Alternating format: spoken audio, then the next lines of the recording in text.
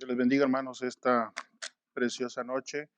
Es un privilegio estar una vez más en la casa de Dios y poder, máxime, poder exponer las verdades que Él nos ha dejado para el crecimiento espiritual de cada uno. Así como están, hermanos, les invito a que abran sus Biblias. Vamos a estar meditando unos minutos en Romanos capítulo 8, versos 22 y 23. Ahí vamos a estar esta noche meditando la palabra de Dios. Mientras ustedes lo buscan, quiero dar gracias a Dios primeramente y a nuestro pastor por la confianza que nos da de poder exponer su palabra esta noche. Entonces leemos Romanos capítulo 8, versos 22 y 23. Porque sabemos que toda la creación gime a una, y a una está con dolores de parto hasta ahora. Y no solo ella, sino que también nosotros mismos que tenemos las primicias del Espíritu. Nosotros también gemimos dentro de nosotros mismos, esperando la adopción, la redención de nuestro cuerpo. Padre, te doy gracias una vez más por este privilegio de permitirnos acercarnos ante tu trono a través de la oración, Señor. Gracias, Padre, por ese privilegio que nos has dado, Señor. Gracias por la vida que nos has dado este día, Señor, poder abrir nuestros ojos, Señor, poder contemplar a nuestros seres queridos, Señor amado. Gracias te damos, Señor, y te rogamos esta bendita noche, Señor. Reconocemos que somos siervos inútiles, Padre, necesitados de ti, de ese Dios grande, de ese Dios poderoso, de ese Dios maravilloso. Y te suplico, Señor, que esta noche me ayudes, Señor, a transmitir el mensaje, Señor, a tu pueblo, que yo pueda, Señor, expresar lo que tú quieres para tu iglesia, Señor, esta noche. Te ruego, Señor, que me uses únicamente como un vaso, Padre, y que tú hagas, que tu palabra, Señor, haga el efecto por el cual le enviaste, que nos enseñe, nos redarguya, nos corrija, nos instruya, a fin de que seamos hombres de Dios perfectos, preparados para toda buena obra. Y si alguien escucha, Señor, que aún está muerto en sus delitos y pecados, te ruego, Señor, que a través de tu palabra y el poder del Espíritu Santo, Señor, pueda llegar ahí a ese corazón y se pueda constreñir y arrepentir, Señor, y pueda confesarte a ti como el único Dios verdadero. Oro, Señor, esta es mi oración esta noche, que tu palabra, Señor, llegue en cada corazón. Es mi deseo, Señor, y oro en los méritos de Jesucristo, a quien sea la gloria por los siglos de los siglos. Amén. Pueden sentarse, hermanos, los que estamos aquí, y los que están en su casa, pues acomódense. Vamos a estar meditando unos minutos de la palabra del Señor. Esta noche voy a estar hablando sobre el tema suframos con expectativa, pero anhelando nuestra gloria futura. Para los que toman nota, el tema es suframos con expectativa, anhelando nuestra gloria futura. Voy a estar hablando al menos 3 puntos que pude encontrar, que son muy obvios aquí en estos textos que leímos. La creación gime, nosotros los cristianos también gemimos, pero nuestro gemir es un gemir con expectativa. Estos 3 puntos vamos a estar viendo esta hora. La creación gime, repito, los cristianos también gemimos, pero nuestro gemir es un gemir con expectativa. Y como introducción, quiero hacer un resumen del libro en el cual voy a predicar esta noche, un resumen general. El tema que trata el libro de Romanos es sobre la justicia de Dios. El libro central o general es la justicia de Dios. El propósito de todo el libro de Romanos es comunicar a los hermanos judíos, gentiles, que ambos eran aceptos por Dios, basados en una justicia recibida por la fe en Cristo. El resumen de todo el libro está dividido en 5 temas generales: la condenación, la justificación, la santificación, la vindicación de Israel y la aplicación. La condenación trata de que todos los hombres estamos condenados delante de Dios, mereciendo nuestro justo castigo, basado en las cosas que Dios creó, como la ley escrita en nuestro corazón. Y se encuentra desde el capítulo 1 hasta el capítulo 3, 20. La justificación es la salvación que viene únicamente por la fe en la obra redentora de Cristo en la cruz. Y lo encontramos en Romanos capítulo 3, 21 hasta el capítulo 5. El tercer tema que encontramos en el libro de Romanos es la santificación. Aunque fuimos salvos por gracia, eso no debe guiarnos al libertinaje, sino cada día ser esclavos de la justicia. Aunque al vivir en este mundo no seremos perfectos totalmente, llegará un día que todos los verdaderos hijos de Dios seremos glorificados. Eso significa que será total y completa nuestra perfección ese día. Y lo encontramos todo eso en el capítulo 6 al capítulo 8. La vindicación de Israel. Israel fue elegida por Dios y es Dios quien la está disciplinando hasta ahora, pero llegará el día cuando la restaurará. Lo encontramos en el capítulo 9 hasta el capítulo 11 de Romanos. Y por último, la aplicación. Basado a todo lo que Dios ha hecho por nosotros, debemos vivir de acuerdo a estas verdades, presentando nuestro cuerpo en sacrificio vivo, renovando nuestra mente en la palabra, usando los dones espirituales que nos ha dado para el servicio de su obra, sometiéndonos al gobierno, como en este caso estamos haciéndolo, de que cerraron las iglesias, amándonos los unos a los otros y prefiriendo a los hermanos especialmente, no haciendo tropezar a nadie en el uso de la libertad. Este es el resumen, hermano, del libro de Romanos, y el texto que he leído esta noche se encuentra en la santificación, al final de Romanos capítulo 8, verso 22, el cual voy a leer. Porque sabemos que toda la creación gime a una, y a una está con dolores de parto hasta ahora. El apóstol Pablo hace algo que es común en el pensamiento judío: personificar a la creación. Es decir, Pablo habla de la creación inanimada como valles, ríos, lagos, mares, eh, volcanes, montañas, todo lo creado, como si fuera una persona que siente algo, piensa algo y espera algo. Y encontramos muchos ejemplos en el Antiguo Testamento y más en Salmos, donde los escritores del Antiguo Testamento usaban este estilo para enseñar. Y voy a dar dos ejemplos nomás. En el Salmo 96, 12 dice, yo lo leo: regocíjese el campo y todos los que está, todo lo que en él está. Entonces todos los árboles del bosque rebosarán de contentos. Salmo 98, 8 dice, los ríos batan las manos y los montes todos hagan regocijo, como si los ríos sintieran como una persona moral como nosotros. Es la forma que ellos usaban, la forma literaria en la cual se expresaban para enseñar. Pablo en estos versos que leímos también hace lo mismo. Él habla de la creación y la compara con una mamá embarazada a punto de dar a luz, con todos esos dolores intensos que las mamás han experimentado a dar a luz a sus hijos. Pablo, de la misma manera, usa ese ejemplo para demostrar que la creación está en este momento en ese sentir como una mamá embarazada a punto de dar a luz.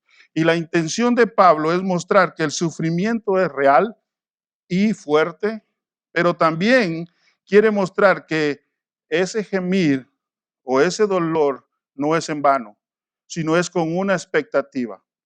Por ejemplo, ustedes, yo creo que entienden este ejemplo que Pablo está poniendo, cómo está la creación. Mamás que han tenido hijos, los han tenido durante 9 meses dentro de su vientre, y cuando están en este acto de dar a luz, en el último momento están sufriendo, y ustedes muy bien saben y han experimentado esos dolores inexplicables. Quizás nosotros los hombres hemos estado con nuestras esposas cuando han dado a luz y hemos visto, pero no sabemos a cabalidad qué dolores son. Pero ustedes, mamás, sí. Y Pablo pone este ejemplo. Pero el dolor que ustedes han sentido cuando han tenido a sus hijos no es un dolor en vano, sino es un dolor con expectativa. ¿Por qué? Porque aunque están gimiendo, aunque están llorando, aunque están sufriendo, ustedes quieren ver, o al menos querían ver a su bebé, cómo iba a ser.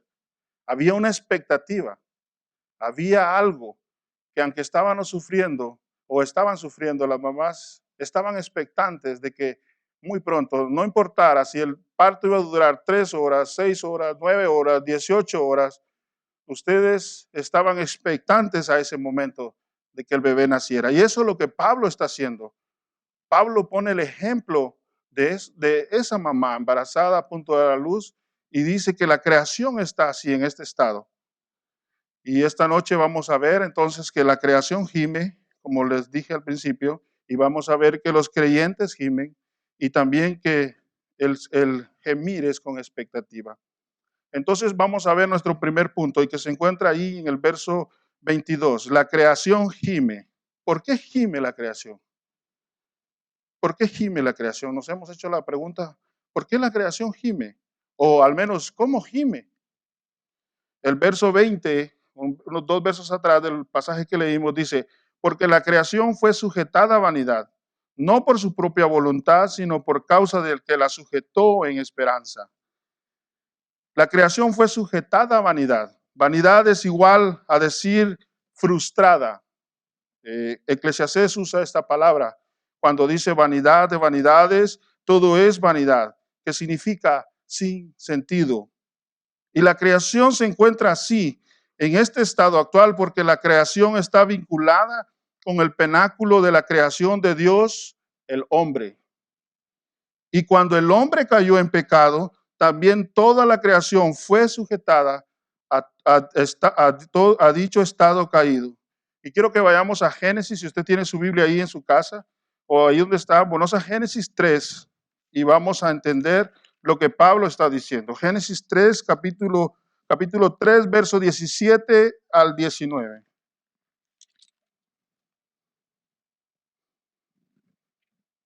Lo leo. Y al hombre dijo, por cuanto obedeciste a la voz de tu mujer y comiste del árbol que te mandé diciendo, no comerás de él, y esta palabra es clave, maldita será la tierra por tu causa. Con dolor comerás de ella todos los días de tu vida. Espinos y cardos te producirá, y comerás plantas del campo. Con el sudor de tu rostro comerás el pan hasta que vuelvas a la tierra, porque de ella fuiste tomado, pues polvo eres y al polvo volverás. La creación, hermanos, con todo lo maravilloso que es, no es comparada a lo que fue antes de que el hombre cayera en pecado. La creación, con todo lo maravillosa que es en este estado actual, es violenta con el hombre.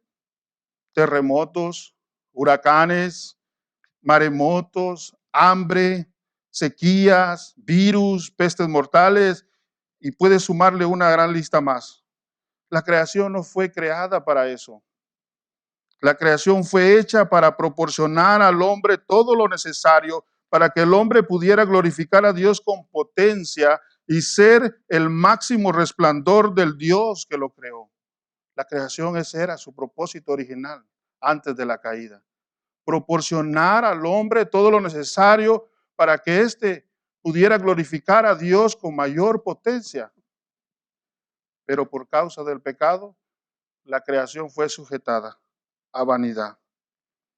Pero un día la creación será libertada. El verso 21, yo creo que leamos el verso 21 y dice un verso atrás, porque también la creación misma será libertada de la esclavitud de corrupción a la libertad gloriosa de los hijos de Dios. Pablo nos muestra que la creación anhela ser libertada de la esclavitud de corrupción. ¿Por qué anhela eso la creación? ¿Por qué anhela ese día? La creación anhela ese día para poder expresar lo glorioso que era antes de la caída del hombre en pecado. Ahora lucha por hacerlo, pero no puede porque está sujeta a corrupción. Pero un día la creación será libertada de dicho estado caído, cuando los hijos de Dios seremos manifestados en gloria, dice el texto. Hasta entonces la creación será libertada de la corrupción actual y libremente podrá ser lo que antes de la caída era. Pensemos, hermanos, pensemos por un momento. si en este estado actual de la creación podemos disfrutar mucho de ella, imaginémonos lo que está por venir cuando ella sea totalmente libre de corrupción. Eso va a ser maravilloso. Imaginemos, usemos nuestra mente. Si ahorita cuando vamos al mar y miramos esa inmensidad de agua y decimos, wow, qué maravilloso. Miramos los lagos. Aquí no hay volcanes, pero en Guatemala, en El Salvador hay muchos volcanes. Miramos esos volcanes ahí, a veces haciendo erupción. Qué maravilloso. Qué maravillosa la creación. Pero, y es que está atada en este estado actual de, está sujeta, pero aún así disfrutamos de ella. Hace un año Dios nos permitió ir con mi esposa, mi familia, a las cataratas del Niágara. Y eso fue algo impresionante para mí. Yo me quedé honestamente con la boca abierta y no sé cómo explicar lo que sentí cuando estuve casi al frente de esas grandes cascadas de agua, esas caídas de agua. Y pude ver que la creación de Dios, aunque está sujeta a vanidad y está frustrada, es maravillosa. Entonces, eso nos ayuda a pensar qué va a ser cuando sea totalmente libre de corrupción. Eso va a ser maravilloso. Pues esta es la intención que tiene el apóstol Pablo, hacernos entender lo glorioso que está por llegar para que anhelemos y lo esperemos con dicha expectativa. Parados de puntitas, los pies de puntitas y el cuello estirado, ansiosos, esperando ese día. De hecho, la creación está así. No lo leí, pero está en el verso 19. Porque el anhelo ardiente de la creación es aguardar la manifestación de los hijos de Dios. Anhelo ardiente es traducido eso. Es estar parado de puntitas con el cuello estirado viendo a qué momento va a llegar. Por ejemplo, cuando viene alguien familiar de nosotros que tenemos años de no verlo, estamos en el aeropuerto, sabemos que llegó en tal vuelo, el vuelo ya aterrizó, ya vienen saliendo y estamos a la expectativa, mirando a qué horas aparece entre toda la gente. De la misma manera, ese anhelo ardiente que la Reina Valera traduce aquí es esa expectativa de estar con los pies de puntitas y el cuello levantado esperando ese momento glorioso. Cuando sea ese día, hermanos, cuando llegue ese día, no habrán virus ni bacterias que nos enfermen. La creación estará a nuestro favor y el hombre, siendo un excelente mayordomo, será la mejor relación que exista entre el hombre y la creación. Los profetas hablaban de esto. Y vamos a Isaías capítulo 11, versos 6 al 9.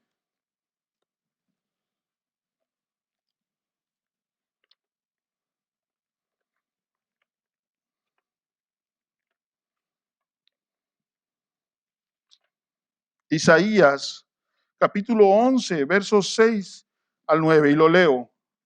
Morará el lobo con el cordero y el leopardo con el cabrito se acostará. El becerro y el león y la bestia doméstica andarán juntos y un niño los pastoreará. La vaca y la osa pasarán, sus crías se echarán juntas y el león con el buey comerán paja.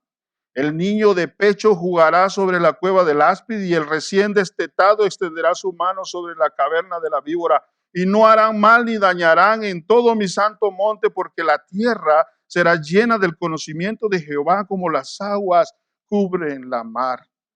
Cuando llegue ese día, hermano, la creación estará a nuestro favor y el hombre, siendo un excelente mayordomo, libre de corrupción, será la mejor relación que exista. Los profetas así hablaban.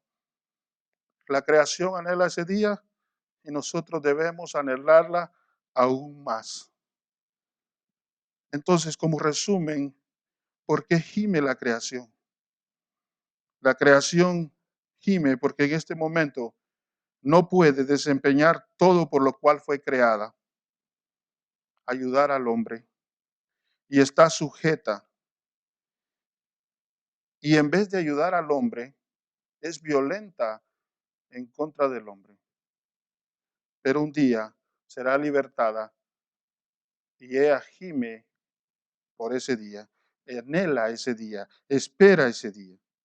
Pero no solo la creación, dice Pablo, no solo la creación.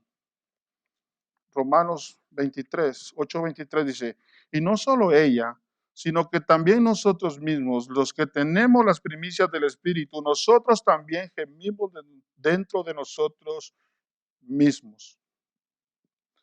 El segundo punto es, no solo la creación gime, sino que los creyentes también gemimos.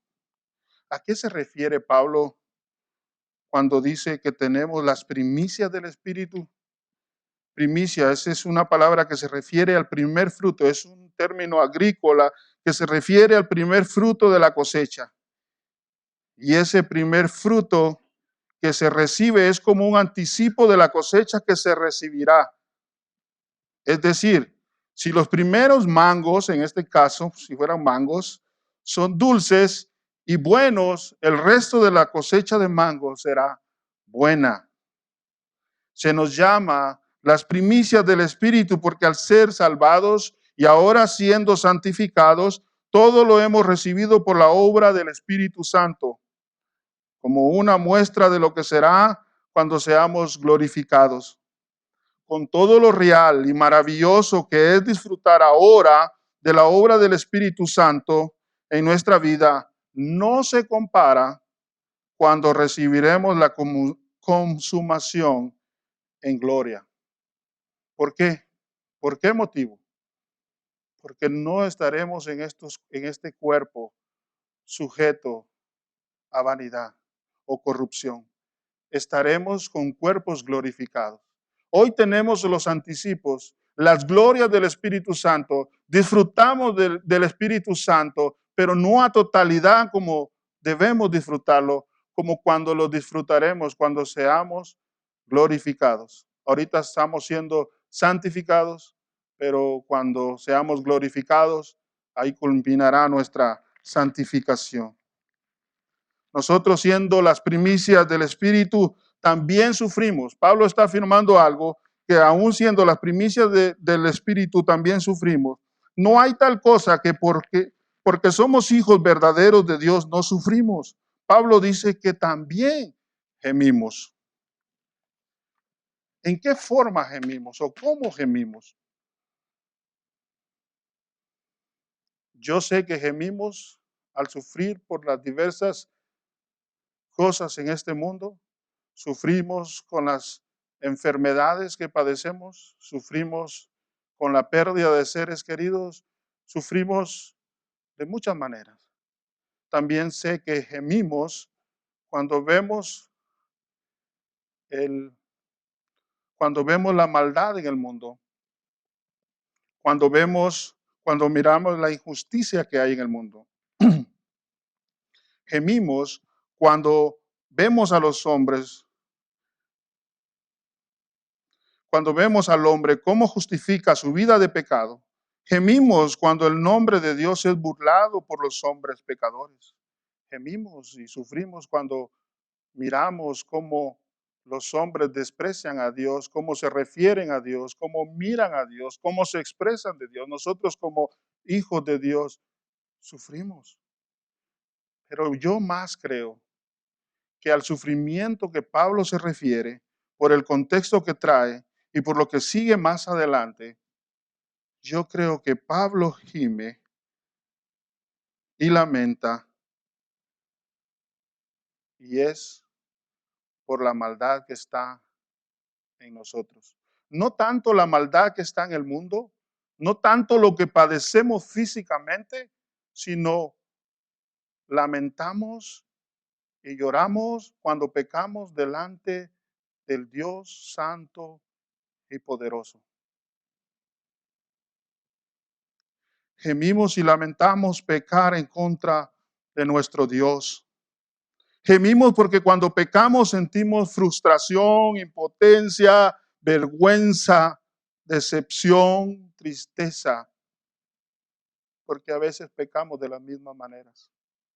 De las mismas maneras. Nos avergüenza nuestro pecado, ¿saben por qué?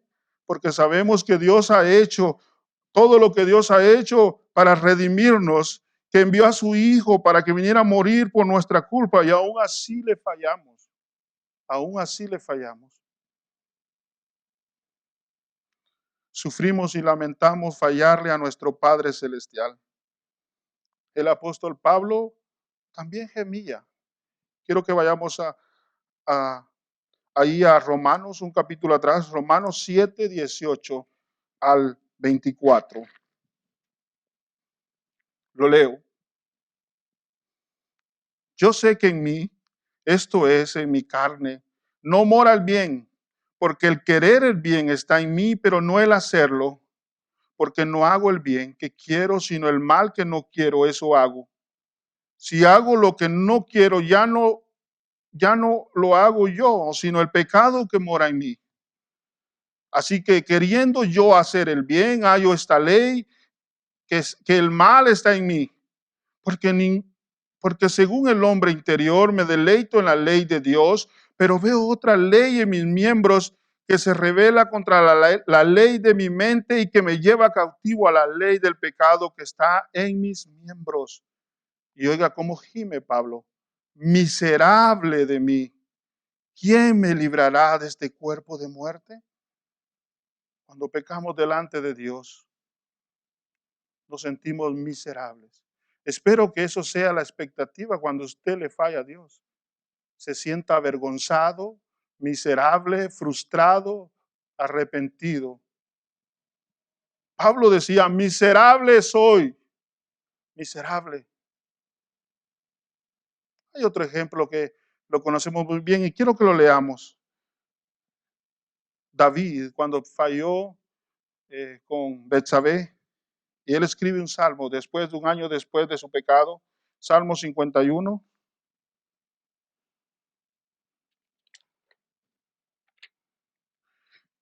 Las primeras 4 versículos, quiero que veamos cómo David se siente y se encuentra arrepentido. Y dice, ten piedad, Salmo 51, ten piedad de mí, oh Dios, conforme a tu misericordia, conforme a la multitud de tus piedades, borra mis rebeliones, lávame más y más de mi maldad y límpiame de mi pecado. Porque yo conozco mis rebeliones y mi pecado está siempre delante de mí. Y este es el texto que quiero que veamos. Contra ti solo he pecado y he hecho lo malo delante de tus ojos. Hermanos, cada vez que pecamos con nuestro cuerpo, con nuestra mente, con cualquier parte de nuestro ser, contra Dios pecamos. Y eso nos hace gemir y lamentar, porque entendemos la obra, lo que Dios ha hecho por nosotros. Entendemos a través de la Escritura que Él es un Dios santo y digno de toda adoración y de toda gloria, toda lealtad, y nosotros somos leales ante Él. Y cada vez que fallamos, gemimos. Yo creo que Pablo a esto se refería. Gemimos cuando le fallamos a Dios. No tanto se refería a lo físico o a lo que está afuera en el mundo, sino a lo interior, cuando él fallaba a Dios. A veces pienso de que cuando Pablo decía en Filipenses 1:21, el vivir es Cristo y el morir es ganancia, creemos que Pablo quería ir con el Señor por todo lo que sufrió, pero yo más creo que Pablo quería estar con el Señor porque no quería seguir pecando y defraudando su santidad, su nombre en esta tierra. Y prefería estar con Él. Porque Pablo sufrió naufragios, golpes, hambres, fríos, cárceles, latigazos, de todo lo peor. Incluso cuando lo llevaban a sacrificarlo, él iba sin miedo, sin temor. No creo que Pablo entonces estuviera diciendo que prefería estar con Cristo porque estaba sufriendo en este mundo físicamente. Yo creo que él no quería defraudar a Dios más con su pecado. Se sentía miserable, como dice aquí en Romanos 7. Miserable de mí. Entonces, hermanos, los cristianos también gemimos. Nosotros también gemimos. Pablo gemía, pero nuestro gemir no es en vano.